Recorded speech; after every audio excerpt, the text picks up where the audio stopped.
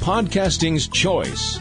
From coast to coast, continent to continent, right here 24/7. PNR.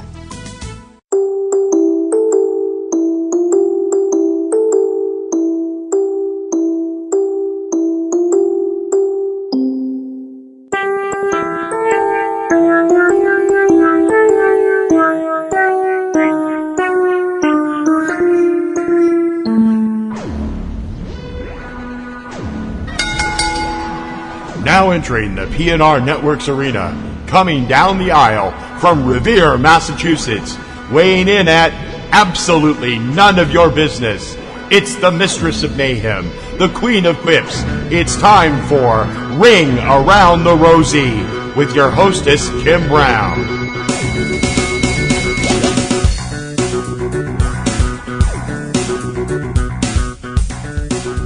Hi, everybody. Welcome back to another week here on Ring Around the Rosie.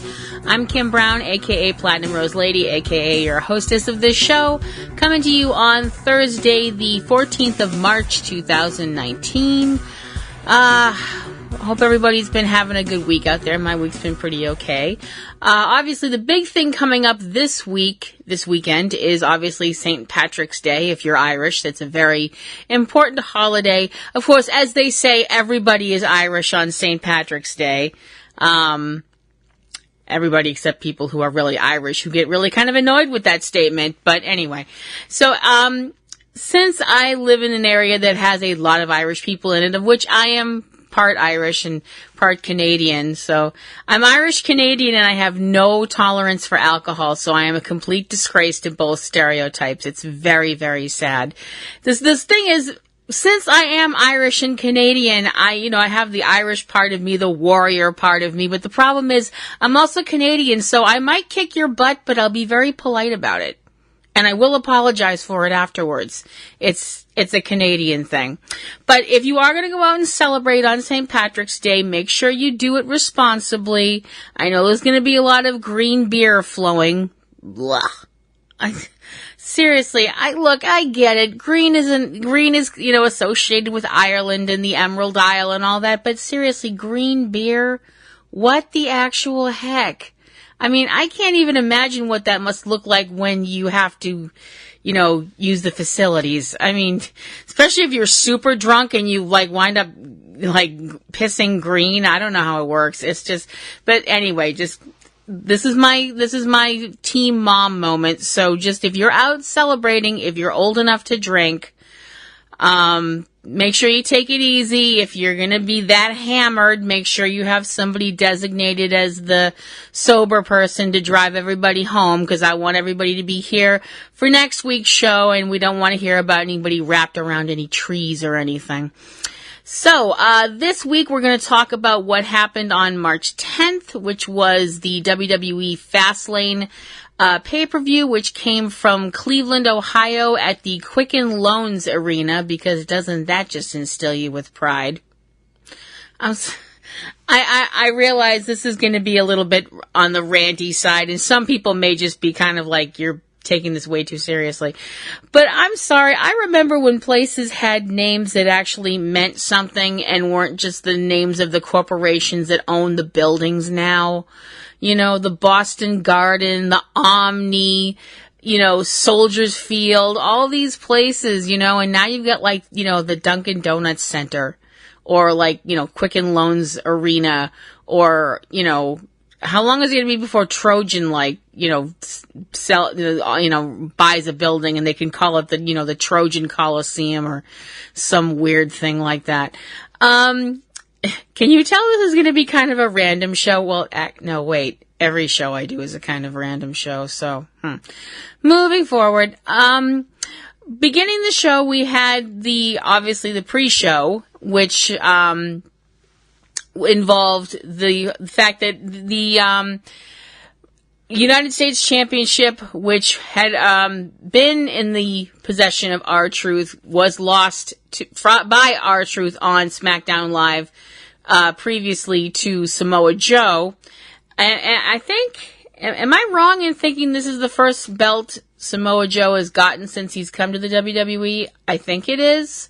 I'm pretty sure. I might be wrong. I'm but I'm like, is this to keep him from going to AEW? I don't know.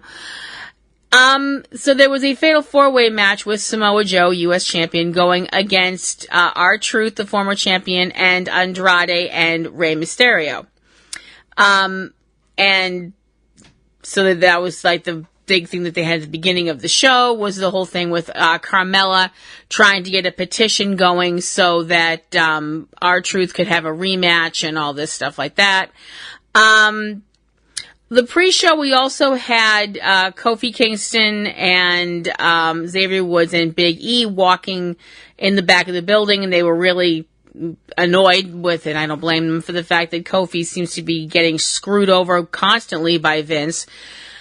Kofi was told that Vince wanted to talk to him and to go meet with him right away. The New Day, the other members of the New Day, had a match with Big E and Xavier Woods going against Shinsuke Nakamura and Rusev, which is a team that I still don't really get at all. So I don't get it. I don't get that team. I'm not saying I don't like it. I just don't get it. The match wound up being won by the New Day. The first match of the show was the SmackDown Tag Team Champions Jimmy and Jey Uso going against the world's greatest tag team. Almost got through that with a straight face again. The Miz and Shane McMahon. The match was your, usual spot fest when you've got Miz and Shane involved. I love the one moment that had Shane on one turnbuckle and one of the Usos on the other turnbuckle, and they both jumped at the same time and had this mid-air collision, and it was hilarious. I'm sorry. I thought it was funny. I mean, but I have a very sick imagination and a very warped sense of humor, and I admit it, don't hate, it's who I am. The match wound up being won by Jey Uso, who rolled up Miz, so the winners and still tag team champions were Jimmy and Jey Uso. Once the match was done, though, is when things got really interesting. Miz and Shane both being disappointed. They both shared an embrace with Miz's father, who was there ringside. And Shane and Miz, got up like they were going to leave. And then Shane turned and completely blasted Miz and beat the holy hell out of him. And then put his hands on Miz's father, an action that would have gotten anybody else arrested because that's assault. But, wrestling. So apparently Shane's the one that was going to turn heel in all of this, and Shane's back to being the arrogant jerk. Did I mention I gave up swearing for Lent? It's making this very difficult. Because believe me, I wanted to use a much stronger word than jerk. Shane decided that because he can do that, he's now made a match for himself versus Miz at WrestleMania. It's very weird seeing Miz in the face role. I mean, he's been a face before, and I've actually thought he was fine as a face before. I just think this is going to be really interesting to see where they go with this. The next match was Asuka defending her championship, her SmackDown championship, against Mandy Rose, who had Sonya Deville come out to the ring with her because apparently these two can't go to the bathroom without the other one being there. The end of the match saw Mandy tripping on the ring apron, and the reason that the ring apron was somewhere where she would trip on it was because Sonya had lifted up the ring apron to get a kendo stick, which was under the ring, because apparently under a wrestling ring is, wrestling's answer to a bag of infinite capacity. You don't know what's under there. Yes, I just made a D&D reference. Again, don't hate. So the match continued. As I mentioned, Mandy tripped. Asuka kicked her in the face. I laughed like a supervillain. and Asuka wound up pinning Mandy and keeping her title. Again, Asuka, we're not worthy, we're not worthy, we're not worthy. We saw a little bit of snippiness between Mandy Rhodes and Sonya Deville afterwards, with Sonya being all like, I'm sorry I moved the ring apron, and Mandy Rose being all like, I don't want to talk to you right now. You know, acting very mature and stomping off like a petulant teenager. So, the next match was apparently going to be the triple threat match that Kofi Kingston was promised, because Vince McMahon finally wound up talking with Kofi, although Vince made out like, you know, oh, why didn't you come in here? Kofi's thing was like, I was waiting outside to talk to you. Nobody came to say I should come in. He told Kofi to go out to the ring because the triple threat match was now. And I'm sitting there going, and anybody who thinks this is going to be the actual triple threat match for the belt, and that it's happening now and it's actually going to have Kofi in it, if you actually believe any of that, I have some land I would like to sell you. I have some swampland in Arizona I'll let you have really cheaply. And lo and behold, I was right. This did turn out to be a triple threat match, but it actually turned out to be a handicap match, 2-on-1 handicap match between Kofi Kingston facing the Bar, who wound up basically beating the holy crap out of Kofi. When the other members of the New Day tried to come out and help, they got caught up by Shinsuke Nakamura and Rusev. They all started fighting with each other. While this is going on, as I mentioned, the Bar is beating the holy bejeebers out of Kofi and wind up performing a double white noise on him to pin him. Okay, now I mentioned before that I am finding this angle extremely uncomfortable, and it's really irritating and bothering me. It's really irritating and bothering me even more than the whole thing with Vince deciding all of a sudden that, you know, that Becky Lynch is, you know, Stone Cold Steve Austin with boobs. I really don't understand Vince's venom toward Kofi. I don't like what it seems like it's hinting at, which I mentioned previously. I'm really terrified of where they could take this, because if they say the wrong thing, they could wind up with a riot on their hands on a live show, and I don't want that to happen, you know, but there is definitely something going on here that I don't like. It's making me uncomfortable, and I realize some people are going to be like, oh, you're one of those woke people, you see racism everywhere and all this stuff like that. No, I'm not. I'm not one of these politically correct people or anything like that. All I know is that this whole thing where Vince all of a sudden has decided to crap on specific people for no reason. I mean, at least with Austin, Vince had a reason to be trying to destroy Austin, because Austin was a disruptive influence, a fun disruptive influence. I mean, most of the time, not all of the time. It wasn't always fun. Yes, Steve, some of us still were really annoyed with the Austin 316 thing, and you know why. But Austin, like I said, when he was out there and Vince was doing his damnedest to try and, you know, destroy him, Austin was also doing things back. You know, he was just being a complete nutter most of the time. And, you know, causing Vince no end of aggro. That's not happening with Kofi. I mean, it's more happening with Becky than it is with Kofi. I don't get it, and I don't like it. I don't like the precedence it's setting. It's really bugging me.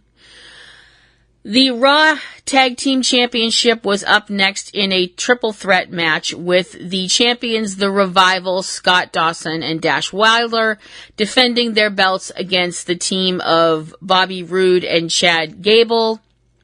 Still don't have a name for this team. Although I would like to know where in the heck you get twin human-sized Lazy Susans, because that's the only thing I can think of that you have Bobby Roode and Chad Gable spinning on. Hey, maybe they should call them the Revolutionaries, because they got the whole revolution with the spinny thing. That was terrible.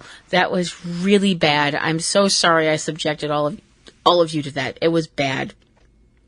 And the other team, NXT alums Aleister Black and Ricochet, who everybody put on an amazing thing. This is an amazing match. Lots of really good spots. The Revival wind up keeping their belts after they performed the Shatter Machine move on Chad Gable to keep the belts, as I mentioned. After the match was over, Bobby Roode, Aleister Black, and Ricochet all beat up on the Revival with doing their whole finishing moves on them and stuff like that. The next match was a fatal four-way with Samoa Joe, as I mentioned, the new United States champion, going against R-Truth, who had Carmella out there with him, Andrade, who was accompanied by Zelina Vega, and Rey Mysterio. The end of the match saw Joe applying his finisher, the Coquino Clutch, on Rey, who wound up passing out from the hold, and meaning that Joe kept his belt.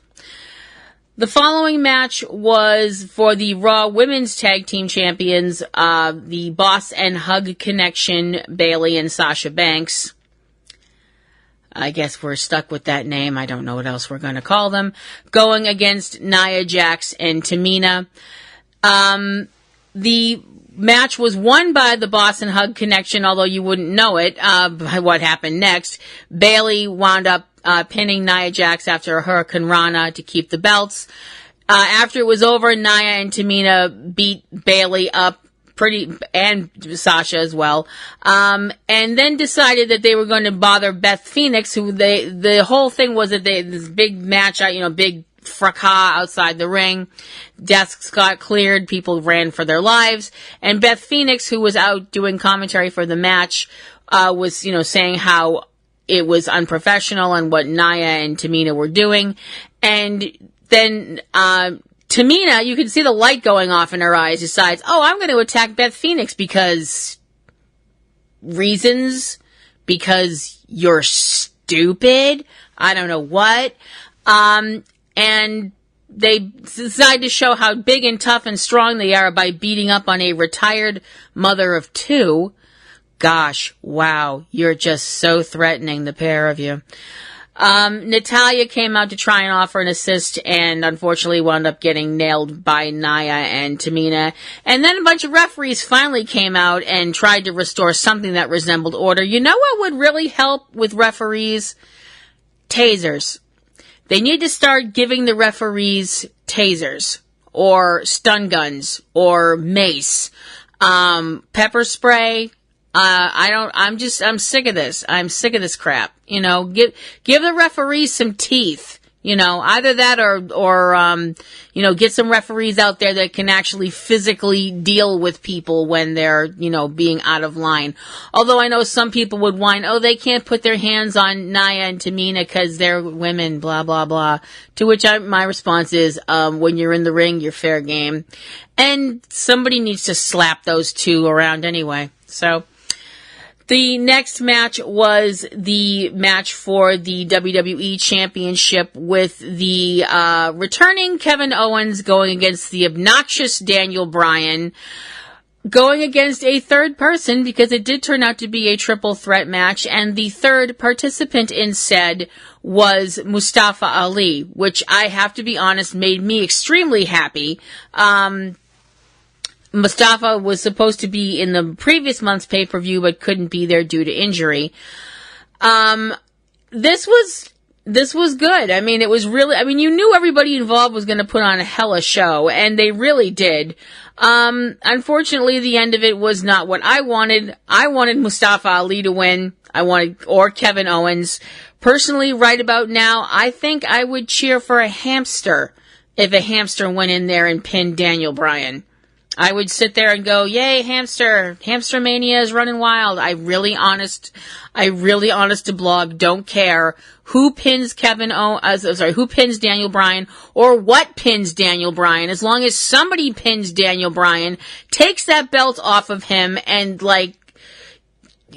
sets it on fire, throws it into a shredder, throws it in the ocean, whatever, and then beats up on Daniel Bryan some more, simply because that would amuse me. Bryan used a running knee to get the pin on Mustafa Ali, and then had his dance partner, cheerleader, Biatch. Now see what I did, Daniel? You made me actually swear, and I'm trying not to. Eric Rowan did a choke slam on Mustafa Ali afterwards, because that just showed how big and tough he was, beating up on somebody that had just had an amazing match while he stood out there and looked like a goof. All right. Following that was the match between Becky Lynch and Charlotte Flair, where the stipulation of the match was that if Becky won, she would be added to the championship match at WrestleMania 35, between Charlotte and Ronda Rousey, for the women's championship, which is the current match. And if Becky won, she'd be added into that. So it would be a three-way dance. Becky showed up still selling her injury, still showed up on crutches, and to the surprise of absolutely nobody, she might as well have just had a big, bandana wrapped around her leg that said, "Kick me here a lot," because Charlotte focused on that as, a major attack point. Now, this is where stuff went right out the window, because when Charlotte had the figure 8 leg lock cinched in with Becky, and Becky was not giving up at any time in the immediate future, I figured they might have her pass out or something like that, but not actually submit. Who comes down to the ring but Ronda Rousey, who comes out and proceeds to punch Becky several times, which means that the referee called the match as a disqualification, and because she attacked Becky, Charlotte got disqualified, which means that Becky won. So now Becky has been added to the Raw Women's match at WrestleMania 35. Okay, now, I mentioned last week, I did this whole thing where I was talking about, all the people that I felt like were really unfair when Ronda came in and booed her just to be contrary and stuff like that.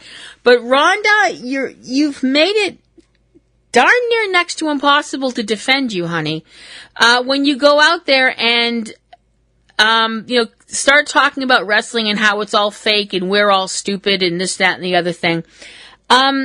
Sweetheart, I've heard of biting the hand that feeds you. You just chewed off that hand pretty much up to past the elbow.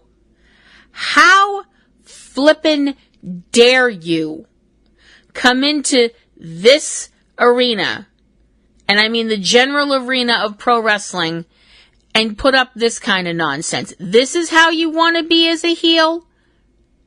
Do you seriously think that Roddy Piper would approve of that kind of thing? I would say no, because he respected this business, which apparently you don't. I hope Charlotte and Becky both kick the living hell out of you at WrestleMania. I hope you leave after WrestleMania, and I hope you never come back. I also hope Brock Lesnar leaves after WrestleMania and never, ever, ever, tack 12 more evers on there, comes back. But since I never seem to get what I want because my last birthday, Chris Evans didn't show up at my door in the Captain America costume, oh well, what are you going to do?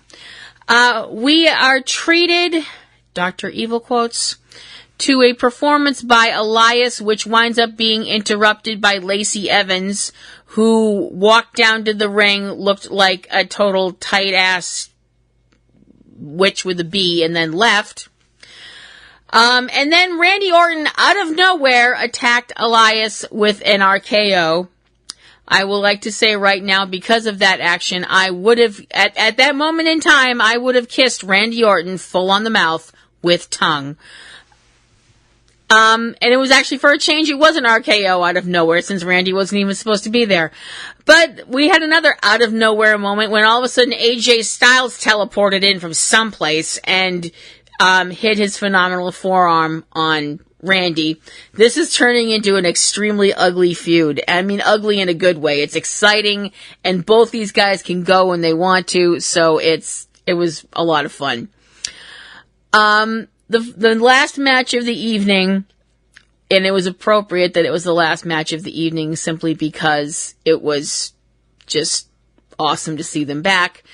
The reuniting of the Shield, Roman Reigns, Seth Rollins, and Dean Ambrose back in the ring together, going against Baron Corbin, Drew McIntyre, and Bobby Lashley. And for anybody who was worried that Roman might have a little ring rust on him or anything like that, they didn't have to worry because he went out there and just tore it up, along with Seth and Dean, who did a terrific job, including performing a triple power bomb on Drew McIntyre, sending him through the announcer's table, and then performing another triple power bomb on Baron Corbin to get the win. I mean, the one with Corbin was not on a table that was on fire, covered with barbed wire over a pan of thumbtacks, which is what would have made me happy, but, I'll settle for what I can get. I'm very understanding that way. At least I try to be.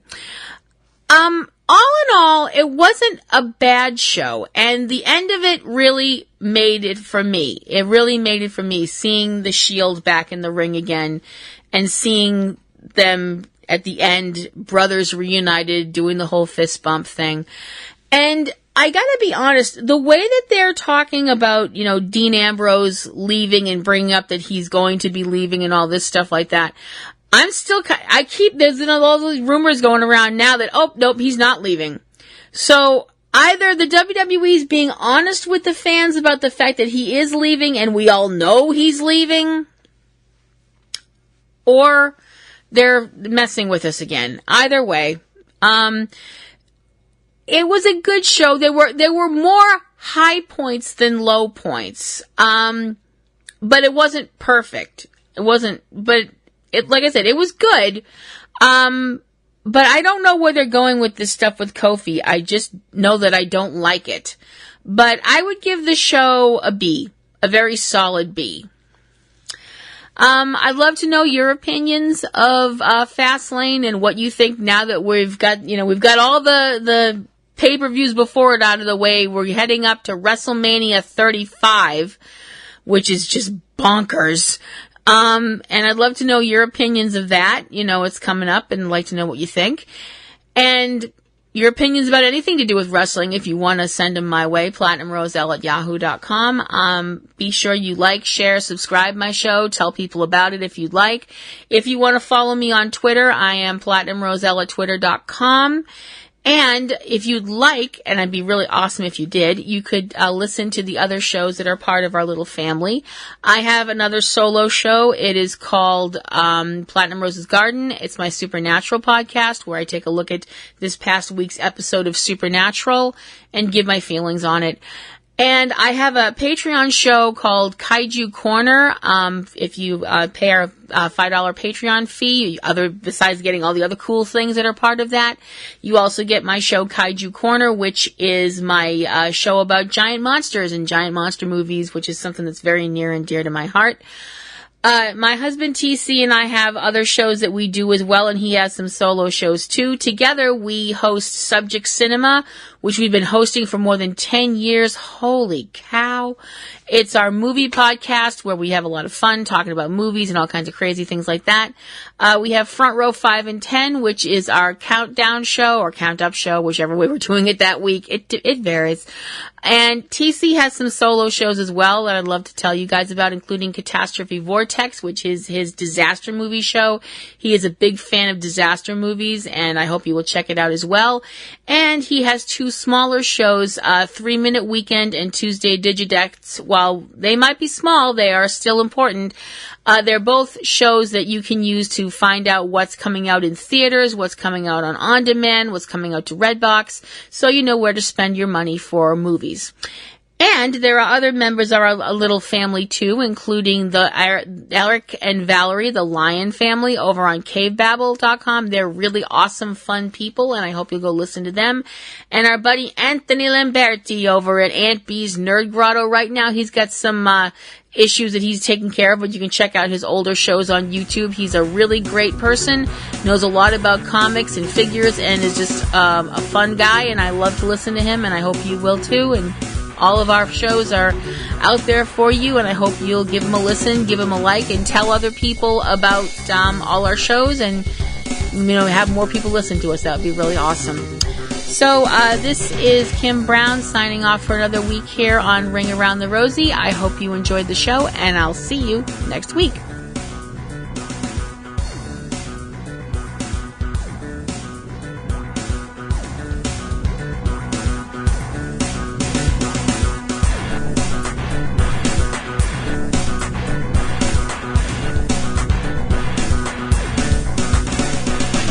You have been listening to Ring Around the Rosie with Kim Brown, a production of PNR Networks. Keep in touch with all things about the show at http://ringaroundtherosie.net. Ring Around the Rosie intro performed by Eric Lyon. Ring Around the Rosie theme by Digital Juice. Join Kim for a new Ring Around the Rosie every Wednesday. Ring Around the Rosie is copyright 2018 PNR Networks, Boston, Massachusetts, USA.